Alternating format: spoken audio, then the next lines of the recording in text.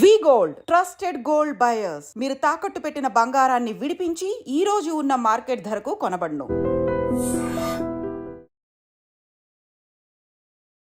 Hi hello welcome to iDreams. నేను మీ కాజల్. ప్రస్తుతం మనతో పాటు certified financial gold planner Vadlamani Rajeshwari garu ఉన్నారు. సో ఆవిడతో మాట్లాడి ఈరోజు స్టాక్ మార్కెట్స్ గురించి తెలుసుకుందాం.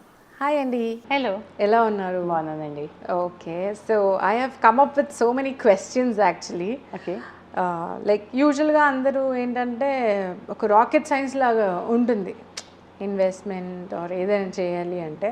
సో అది కొంచెం మీరు ఈజీగా చెప్తారు అన్న ఒక థాట్ ప్రాసెస్తో నేను ఉన్నాను. ఓకే. సో ఫస్ట్ క్వశ్చన్ నాకంటే వచ్చిన డౌట్ ఏంటంటే బేసిక్గా ఎస్ఐపి ఓకే, లేకపోతే ఒక ఎక్కువ లంసమ్ ఏదైతే ఇన్వెస్ట్ చేస్తారో దానికి దీనికి డిఫరెన్స్ ఏంటి, అండ్ ఎందులో మనకు ఎక్కువ లాభాలు వస్తాయి? ఓకే, చాలామంది కన్ఫ్యూజ్ అవుతారు. సో ఇన్వెస్ట్మెంట్లోని మనం 2 టైప్స్ అనమాట. Either SIP systematic investment plan, లేకపోతే లంసమ్. సో హ్యూజ్ అమౌంట్, ఒక పెద్ద బల్క్ అమౌంట్ ఉందనుకోండి. సో ఆ బల్క్ అమౌంట్ని మనం తెచ్చుకొచ్చి మనం ఇన్వెస్ట్ చేసుకోవచ్చు. ఆ బల్క్ అమౌంట్ ఏంటి, ఏదైనా ప్రాపర్టీ అది సేల్ చేసినా, లేకపోతే మనకి ఏవైనా బోనస్లు వచ్చినా, రిటైర్మెంట్ ఫండ్స్ ఏవైనా వచ్చినా, సో ఇలాంటివి ఏవైనా మనకి అక్కడి నుంచే కదా మనకి హ్యూజ్ అమౌంట్ ఏదైనా వస్తాయి. రైట్. సో అది. బట్ ఎస్ఐపిలో ఏంటంటే ఎవ్రీ మంత్ శాలరీ పీపుల్ అవనండి, లేకపోతే సెల్ఫ్ ఎంప్లాయీస్ అవనండి, వాళ్ళు చిన్న చిన్న ఇన్వెస్ట్మెంట్ అమౌంట్ వాళ్ళు ఇన్వెస్ట్ చేసుకుంటారు. సో సిస్టమేటిక్ ఇన్వెస్ట్మెంట్ ప్లాన్ అనేసి. ఓకే. సో ఈ ఎస్ఐపిలోని మినిమం మనం ఒక 500 రూపీస్ నుంచి మనం స్టార్ట్ చేసుకోవచ్చు. వేరే లంసమ్కి మనకి చేసేకి మినిమం ఒక 1000 రూపీస్ అయినా ఉండాలి. ఓకే. ఓకే. అండ్ 10 ఇయర్స్ ఏంటంటే ఎస్ఐపి చేసే వాళ్ళకి ఒక డిసిప్లిన్ వస్తుంది. ఇన్వెస్ట్మెంట్స్ చేయాలి అంటే ఒక డిసిప్లిన్ వేలోని వాళ్ళు ఎవ్రీ మంత్ వాళ్ళు ఇన్వెస్ట్ చేసుకుంటూ వెళ్ళిపోతారు. కానీ లంసమ్ చేసిన వాళ్ళు మేము ఒకసారి చేసాం కదా, ఇప్పుడు ఇంకా మాకు చాలు, ఇప్పుడు మా దగ్గర లేవు, ఇప్పుడు ఇంకెక్కడ వస్తాయి, నెక్స్ట్ బోనస్ వచ్చినప్పుడు, లేదా నెక్స్ట్ పంట వచ్చి మనం అమ్మినప్పుడు, లేదా నెక్స్ట్ ఏదైనా ప్రాజెక్ట్ డీల్ అయినప్పుడు అప్పుడు చేసుకుందామని వాళ్ళేమో they will wait for the next opportunity. But ఎస్ఐపిలో ఏంటంటే ఎవ్రీ మంత్ వాళ్ళకి వస్తున్న అమౌంట్ ఏదైతే ఉందో వాళ్ళు డిసిప్లిన్ వేలోని విత్ స్మాల్ అమౌంట్తోని వాళ్ళు కంటిన్యూ చేసుకుంటారు. And whereas come to risk. ఇప్పుడు లంసంలోని మనం హ్యూజ్ అమౌంట్ పెడతాం అనుకోండి. సో మార్కెట్ రిస్క్ అన్నది ఉంటుంది. ఎందుకంటే మార్కెట్ ఎప్పుడు కూడా అప్ అండ్ డౌన్ నడుస్తూ ఉంటుంది. సో మనం డౌన్ మార్కెట్లో ఇన్వెస్ట్ చేస్తే మనకి మంచిదే, ఫ్యూచర్లోనే ఎక్కువ ప్రాఫిట్స్ వస్తాయి. బట్ ఎప్పుడైనా మనం హై మార్కెట్లోనే ఇన్వెస్ట్ చేసాము అండ్ అనుకోకుండా ఎప్పుడైనా మనకి డౌన్ఫాల్ అయింది, మార్కెట్ డౌన్ ఉంది, సో మనం ఏమో కొంచెం లాస్ అన్నది కూడా ఫేస్ చేయాలి. But that loss is only for short term only, not for long term. Okay. So కొంత సమయం దాకా, almost 6 months, 1 year, sometimes 1.5 years ఉంది. సో అంతకన్నా ఎక్కువ వాళ్ళకి ఉండదు, ప్రాబ్లం ఉండదు. కాబట్టి ఎస్, డౌన్ఫాల్ ఉంటుంది. సో ఆ డౌన్ఫాల్ వలన ఏదైనా వాళ్ళ ఫండ్స్ వాల్యూ తగ్గింది అంటే వాళ్ళు డిసప్పాయింట్ అవ్వకూడదు. చాలామంది అప్పుడు ఏం చేస్తారంటే, అయ్యో ఫండ్ వాల్యూ తగ్గిపోతుంది, ఏమవుతుందో అనేసి వాళ్ళు రిడెంప్షన్స్ చేసి మళ్ళీ ఎక్కడో అక్కడ ఇన్వెస్ట్ చేసేస్తారు లో రిటర్న్స్ వచ్చే దాంట్లోనే. కాబట్టి కొంచెం పేషెన్స్ ఉండాలి. సో అదొకటే రిస్క్ అనమాట. Otherwise there is no risk in lump sum investment. Whereas మనం ఏదైతే మనం ఎస్ఐపి చేస్తాం కదా, ఎస్ఐపి చేసేటప్పుడు మనకి తెలియదు కదా మార్కెట్ అప్ ఉన్నదా డౌన్ ఉన్నదా. ఎవ్రీ మంత్ ఒక డేట్కి మనం ఒక బ్యాంక్కి మ్యాండేట్ ఇచ్చేస్తాము, సో అండ్ సో అమౌంట్ మన అకౌంట్ నుంచి ఎస్ఐపికి కట్ అవ్వాలని. సో దానికి అకార్డింగ్లీ వాళ్ళకి మంత్లీ వాళ్ళకేమో యూనిట్స్ వస్తూ ఉంటాయి అన్నమాట. కాబట్టి ఎస్ఐపి అన్న దాంట్లోని మార్కెట్ రిస్క్ ఉండదు. లంసమ్ వాళ్ళకి కొంచెం ఉంటుంది, కొంచెం. ఎస్. అండ్ అలాగే రిటర్న్స్ కూడా తీసుకుంటే కూడా ఆల్మోస్ట్ ఇప్పుడు వీళ్ళకి ఒక 10 yearsకి ఒక 12% వచ్చింది అనుకోండి లంసమ్ వాళ్ళకి. ఎస్ఐపి చేసిన వాళ్ళకి 13-14% వస్తుంది. బికాస్ వాళ్ళకి మంత్లీ వాళ్ళవి ఏవైతే ఎన్ఏవీస్ ఉంటాయి కదా అవి చేంజ్ అవుతూ ఉంటాయి. సో కాబట్టి వాళ్ళకి కొంచెం ఎక్కువ హై రిటర్న్స్ వస్తాయి కంపేర్ టు లంసమ్ వాళ్ళకి. ఓకే. సో వాళ్ళకి వీళ్ళకి డిఫరెన్స్ ఇది అంటారు, చిన్నది ఉంటుంది. ఓకే, చిన్నగా, వెరీ స్లైట్. ఎస్, అది నామినల్గా ఉంటుంది, very normal, not huge difference. And లాభాలు వచ్చేసి ఇది అన్నారు. Yes, okay. నామినల్గానే ఉంటుంది. సో ఇప్పుడు మనం ఏమంటామంటే చిన్నపిల్లలకి మనం ఒక హ్యాబిట్ చేస్తాం అనమాట. ఏ రోజు హోంవర్క్ ఆ రోజు చేసుకుంటే ఎగ్జామ్కి ముందు మనం నైట్ ఎక్కువసేపు కూర్చొని చదవక్కర్లేదు అనేసి. సో పెద్ద అమౌంట్ వస్తే ఒకేసారి ఇన్వెస్ట్ చేస్తాం అనే కన్నా చిన్న చిన్న అమౌంట్స్తో ఇన్వెస్ట్ చేయండి. హ్యూజ్ అమౌంట్ అవుతుంది. ఆ హ్యూజ్ అమౌంట్ని మీరు కావాల్సిన చోట్ల మళ్ళీ ఇన్వెస్ట్మెంట్ చేసుకోండి. రైట్. చాలామంది ఇప్పుడు మనకి రియల్ ఎస్టేట్లో ల్యాండ్ కొనుక్కుంటే మంచిది అంటారు. ఎస్, కొనుక్కోండి. కానీ ఆ ల్యాండ్ కొనుక్కోవాలంటే మనకి ఒక బల్క్ అమౌంట్ కావాలి. బల్క్ అమౌంట్ ఎక్కడ వస్తుంది? We have to invest in somewhere. Right. So అది ఎక్కడ ఇన్వెస్ట్ చేయాలి? ఎక్కడైతే మనకి ఎక్కువ రిటర్న్స్ వస్తాయి. బికాజ్ డిఫరెంట్ ఇన్వెస్ట్మెంట్ సెక్టర్స్ ఉన్నాయి. సో ఏ సెక్టర్లో పెడితే ఎంత వస్తుంది? బ్యాంకింగ్లో ఒకలాగా ఉంటుంది, పోస్ట్ ఆఫీస్లో ఒకలాగా ఉంటుంది, చిట్స్లో ఒకలాగా ఉంటాయి. సో ఏదైతే మనకి హై రిటర్న్స్ ఇస్తుంది అండ్ ఎక్కడైతే మనం మన గోల్కి రీచ్ అవుతామో మనం అటువంటి ప్రోడక్ట్లోనే పెడతాము.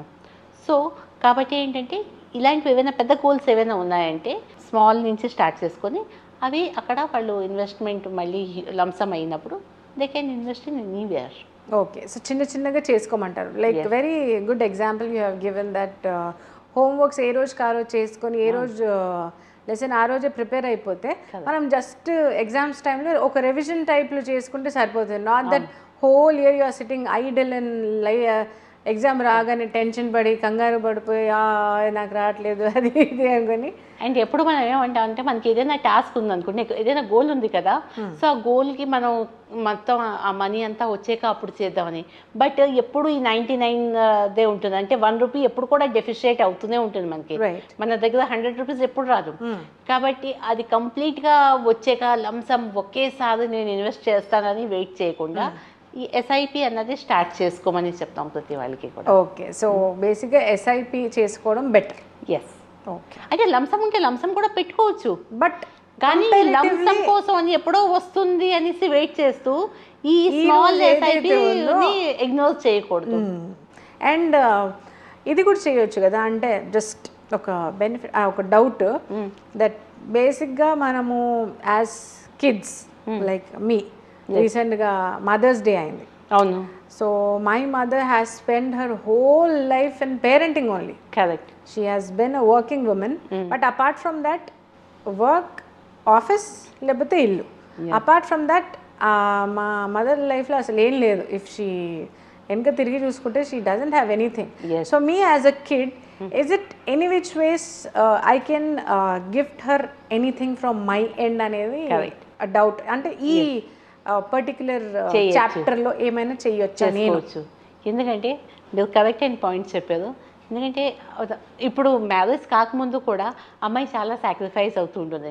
హైయర్ ఎడ్యుకేషన్కి వెళ్ళాలంటే ఇప్పుడు సిబ్లింగ్స్ ఎవరైనా ఉంటే ఓకే వాళ్ళని పంపించండి. పోస్ట్ మ్యారేజ్ అయితే ఓకే మా ఫ్యామిలీని చూసుకోవాలి, పిల్లల్ని చూసుకోవాలి అన్న. ప్రమోషన్స్ ఏవైనా వస్తున్నాయంటే ప్రమోషన్స్ అయితే ట్రాన్స్ఫర్లు అవుతాయి కాబట్టి ప్రమోషన్స్ని కూడా సాక్రిఫైస్ అయిపోతుంటారు.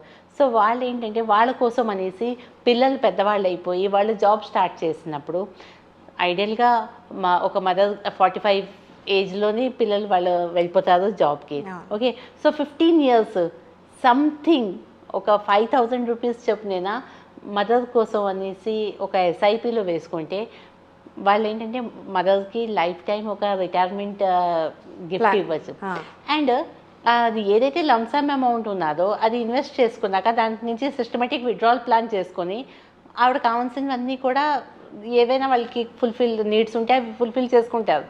బట్ ఏదైతే లంసమ్ అమౌంట్ వీళ్ళు ఇన్వెస్ట్ చేశారో అది సూనర్ ఆర్ లేటర్ మళ్ళీ ఈ పిల్లలకే వస్తుంది.